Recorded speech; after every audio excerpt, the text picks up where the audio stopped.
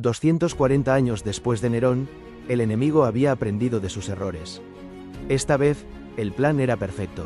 Así comienza este episodio con Diocleciano, dispuesto a erradicar por completo los escritos y a los cristianos. Los cristianos ya no se escondían. Tenían iglesias en cada ciudad.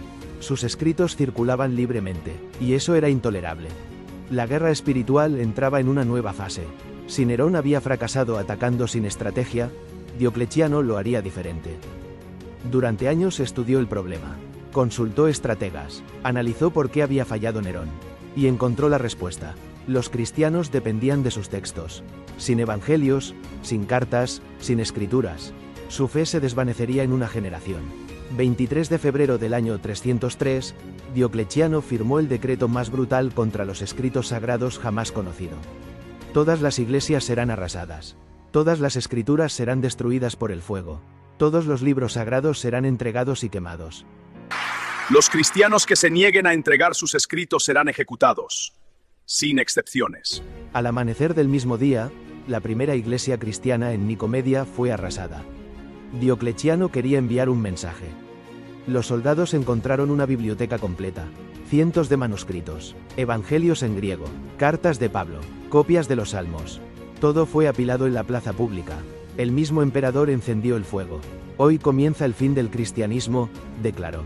Esta vez no era solo violencia.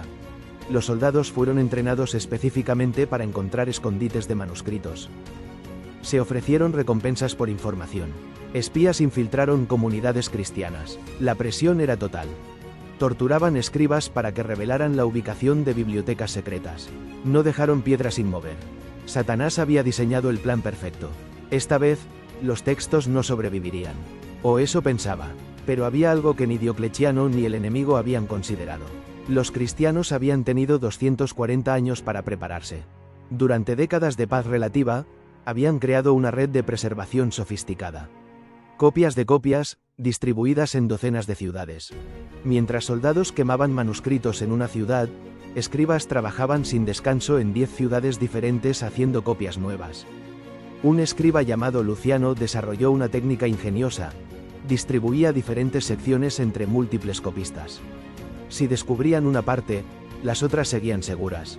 Otros creaban manuscritos falsos con textos comerciales, pero con las escrituras cristianas escritas en tinta invisible entre las líneas. Los soldados pasaban por alto estos documentos, inocentes. El juego del gato y el ratón había comenzado. Pero había un problema interno.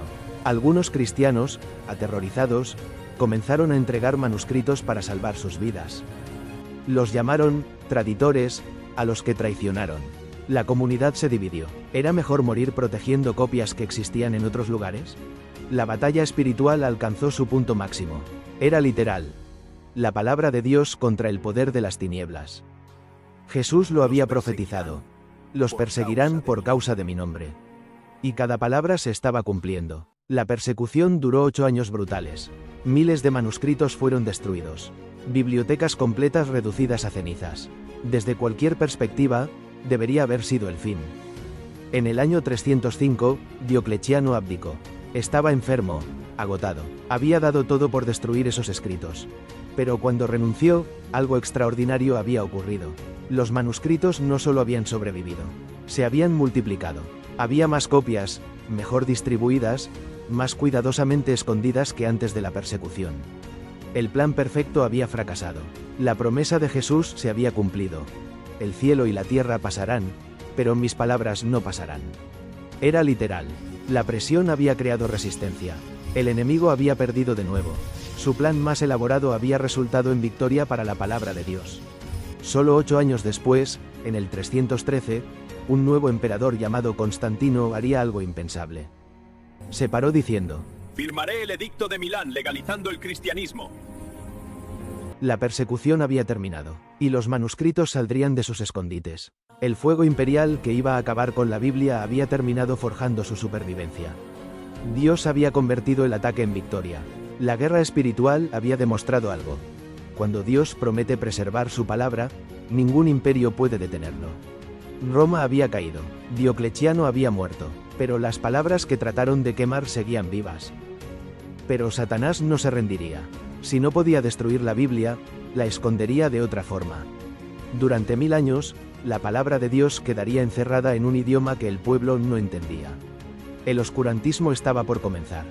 La Biblia había sobrevivido las llamas, pero ahora enfrentaría algo peor: quedar encerrada en latín mientras el pueblo moría sin acceso a ella. La Edad Oscura se acercaba, y con ella, vendría una nueva batalla. No destruir la Biblia, sino mantenerla lejos de las manos del pueblo. En las sombras de un milenio de tinieblas, ¿cómo perdurará la palabra eterna? ¿Quiénes, ocultos en la penumbra, se erigirán como sus guardianes invisibles? El velo se rasgará en el próximo capítulo, Guardianes en la Oscuridad. No te lo pierdas.